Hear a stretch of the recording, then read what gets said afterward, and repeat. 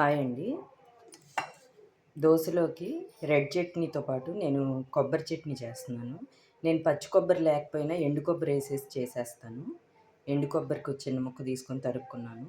పచ్చిమిర్చి ఒక 4, వేపిన శనగపప్పు, సాల్ట్ ఏసి ఫస్ట్ కొబ్బరి రంజేస్తాను. ఫస్ట్ ఉప్పు వేసుకొని ఇలా కొబ్బరి రంజేసుకున్నా కదా, ఇంక ఈ పచ్చిమిర్చి, కొంతమంది చింతపండు వేస్తారండి చట్నీలో. నేను ఎందుకో చింతపండు తొందరగా ప్రిఫర్ చేయను, ఎంతో అవసరమైతేనే వేస్తాను. ఇది వేపిన శనగపప్పు కూడా వేసేస్తున్నాను. ఇంక వేసి వాటర్ వేసి మెత్తగా గ్రైండ్ చేసేస్తాను. చేసాక చూపిస్తా. మిక్సీ వేసేసానండి, ఇలా వచ్చింది. తాలింపు వేసుకున్నాను. ఇప్పుడు నూనె కాగింది కదా, అన్ని పప్పులన్నీ వేసేస్తున్నాను.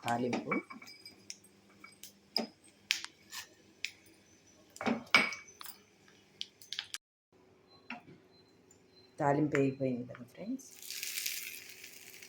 చట్నీకి వేసేస్తున్నాను.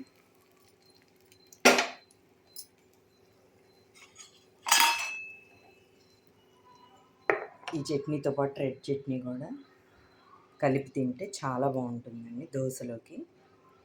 Bye friends.